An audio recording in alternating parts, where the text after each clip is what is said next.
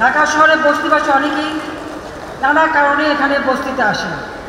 কেউ যদি নিজের জায়গায় ফিরে যেতে চায়, যদি তার নিজের ভিটা মাটি থাকে, সেখানে বিনা পয়সায় ঘর তৈরি করে দেব, তাকে ঋণের ব্যবস্থা করব, জীবন জীবিকার ব্যবস্থা করে দেবো, ছেলে মেয়েদের পড়ার ব্যবস্থা করে দেবো। আর যার কিছু নেই তার জন্য এই আশ্রয় প্রকল্পে ঘর তৈরি করে দেবো। শহরের এই কষ্টকর জীবন না পালন করে নিজের বাড়িতে ফিরে যেতে পারবে এবং সুন্দরভাবে বাঁচতে পারবে। ঘরে ফেরা কর্মসূচি নিয়েছি, সেটা আমরা করব না। আমাদের যুব সমাজ লেখাপড়া শেখার পরে কাজ পায় না।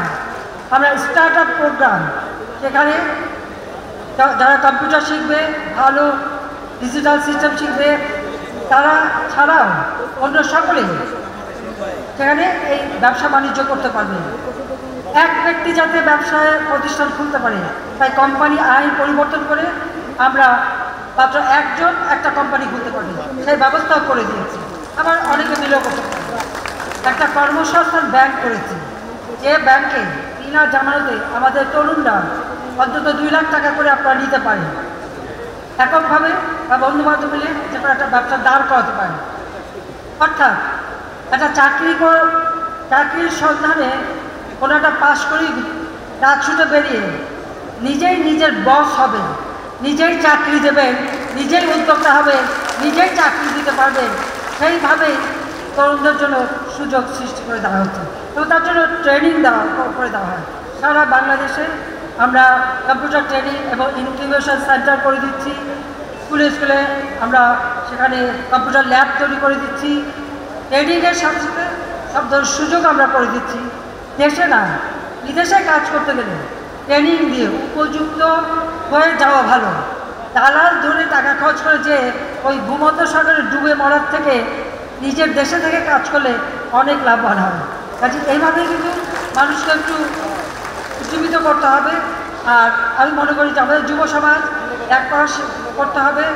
মাদক, নেশা, দুর্নীতি, জঙ্গিবাদ, সন্ত্রাস এর থেকে দূরে থাকতে হবে।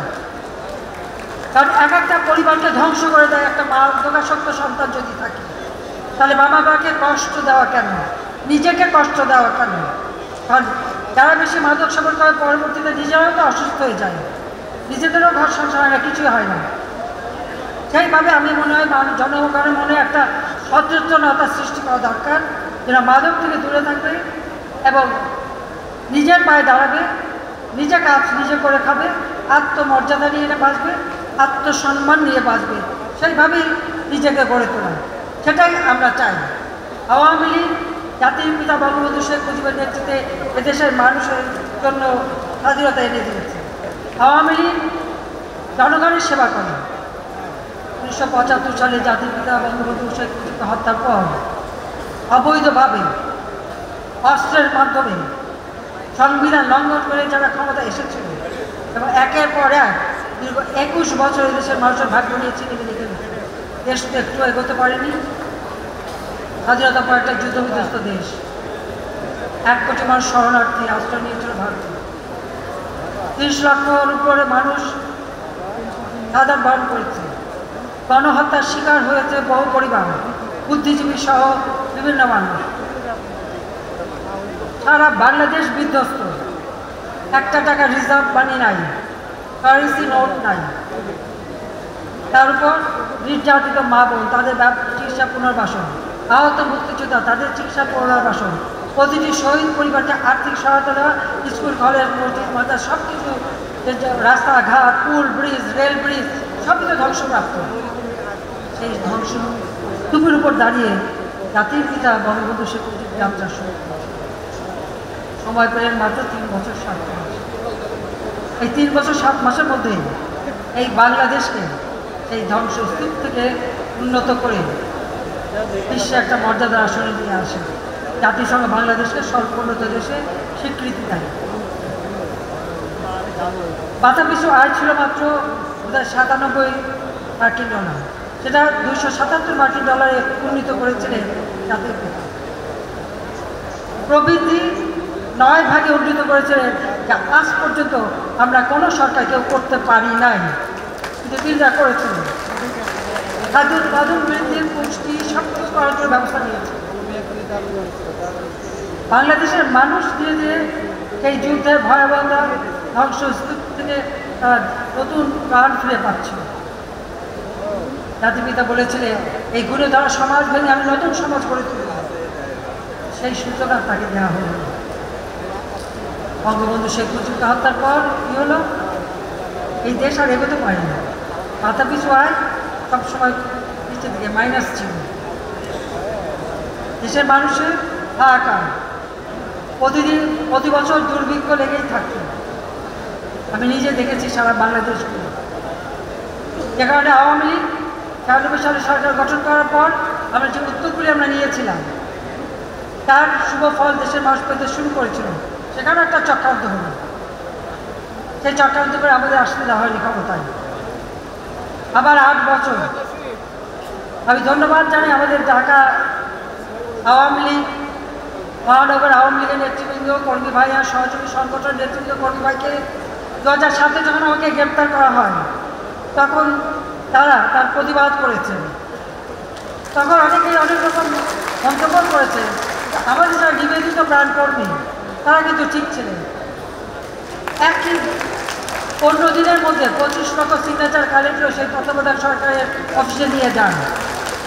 ঢাকা বিশ্ববিদ্যালয়, রাজশাহী বিশ্ববিদ্যালয়, বিভিন্ন বিশ্ববিদ্যালয়ের ছাত্র শিক্ষক তারাও আন্দোলন করেন, আর যার ফলে আমরা আবার গণতন্ত্র ফিরে পাই।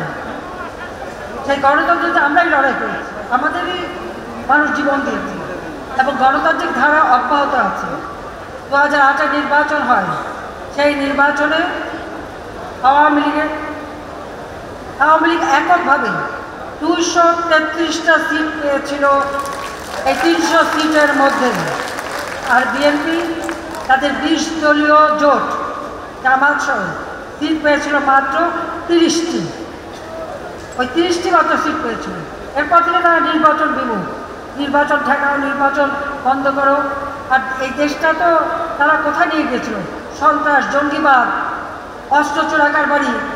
ওই তারিখ যেহেতু অস্ত্র চোরা কারবারি মামলায় সাজাপ্রাপ্ত আসামি, ওখানে বসে এখন নানাভাবে ওই অগ্নিসন্ত্রাস দিয়ে মানুষ মারা, মানুষ খুন করা, আগুন দিয়ে মানুষকে পোড়ানো, এইসব কাজ করে বেড়ায়।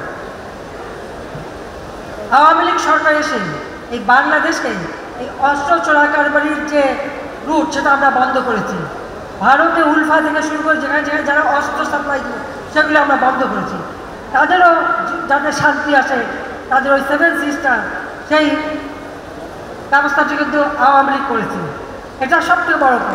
এবং আমাদের যে ল্যান্ড বাউন্ডারি সেটাও আমরা এক্সচেঞ্জ করে সারা বিশ্বকে দৃষ্টান্ত স্থাপন করেছি। বিশাল সমুদ্র সীমা আমরা জয় করেছি। যারা আগে ক্ষমতা ছিল তারা হয়তো ব্যাপারে কোনো উদ্যোগই নেয়নি, জানতোই না, আসছিল লুটপাট করতে, দুর্নীতি করতে, অস্ত্র চোরা কারবারি করতে, সেটাই ব্যস্ত ছিল, আর মানুষ খুন করতে। ২১ আগস্ট গ্রেনেড হামলা থেকে শুরু করে যত রকমের মানুষ করে আওয়ামী লীগের নেতাকর্মীর উপর অত্যাচার, ধরে নিয়ে তাদের উপরে অত্যাচার, দিনের পর দিন এই অত্যাচারই করতে পেরেছি। আজকে অন্তত বলতে পারি ২০০৯ থেকে এই পর্যন্ত আজকের বাংলাদেশ, আমরা ২০২১ সালের স্বাধীনতা সুবর্ণ জয়ন্তী এবং জাতির পিতার জন্মশতবার্ষিকী যখন উদযাপন করি তখনই বাংলাদেশ উন্নয়নশীল দেশের মর্যাদা পেয়েছে। ২০২৬ থেকে উন্নয়নশীল দেশ হিসেবে বিশ্বের মাথা উঁচু করে আমরা চলব। আমাদেরকে সেইভাবে প্রস্তুতি নিতে হবে এবং সেটাই আমি আমাদের সকল দেশবাসীকে, নেতাকর্মী সবাইকে বলবো যে আমাদের উন্নয়নের ধারাটা অব্যাহত রেখে এগিয়ে যেতে হবে, সেটাই আপনারা জানেন। আজকে বঙ্গবাজারে ক্ষতিগ্রস্তদের যতটুকু পেয়েছে আমরা সাহায্য করেছি। আজকে এই দোকানটা হয়ে এই কিছুক্ষণ আগেই আপনারা জানেন যে মার্কেটটা উদ্বোধন করলাম। এটা হয়ে গেলে পরে সুষ্ঠুভাবে, সুন্দরভাবে পরিবেশে আপনারা আপনাদের ব্যবসা চালাতে পারবেন, সেই ব্যবস্থাটা আমরা করেছি। আর মার্কেটে যারা ক্ষতিগ্রস্ত তাদেরকে আমরা ইতিমধ্যে এখন আমি সরাসরি সব কিছু অনলাইনে পাঠিয়ে দিই, বিকাশের মাধ্যমে এবং মোবাইল ফোনের মাধ্যমে তাদেরকে আর্থিক সহায়তা দরকার আমরা দিয়েছি। নতুনভাবে আবার দোকান করতে গেলে আমি জানি হয়তো কিছু সহযোগিতা লাগতে পারে, সেখানেও কতটুকু কী করা যায় আমি সেটা দেখব। এই মার্কেটটা যাতে অগ্নি নির্বাপন ব্যবস্থা থাকে সেটা করা হয়েছে। এখানে চারটা ভবন হবে, 10 তলা করে, মাঝখানে মালপত্র পরিবহন করা, আগুন লাগবে যেন অগ্নি নির্বাপনের ব্যবস্থা করা যায়, সব রকমের সুযোগ সুবিধা রাখা হবে। আমি মনে করি যে এটা আপনাদের জন্য নতুনভাবে বাঁচার একটা সুযোগ করে দেবে। আর তাছাড়া 4টা ভিত্তিপ্রস্তর স্থাপন করেছি। সারা ঢাকা শহর মিলেই আমরা একটা রিং রোড তৈরি করতে চাই। আর আন্তঃজেলা সংযোগটা যাতে আরও সহজ হয় সেই ব্যবস্থাটাও আমরা করব। আজকে অন্তত বলতে পারি যে কিছুক্ষণ আগেই আমি আপনাদের এই কয়েকটি প্রকল্প আমি এটা তো ভিত্তিপ্রস্তর স্থাপন করলাম, ইনশাল্লাহ এটার কাজ দ্রুত শেষ হবে। কর্মবাজার সরকার পাইকারি নগর বিপণী বিতান, বীর মুক্তিযোদ্ধা শেখ মুজিবুর পরিসরণী, নজরুল সরোবর এবং হোসেন শহীদ শিশু পার্ক, এগুলো আমি ভিত্তিপ্রস্তর স্থাপন করেছি। আপনারা সহযোগিতা করবেন। জয় বাংলা, জয় বঙ্গবন্ধু।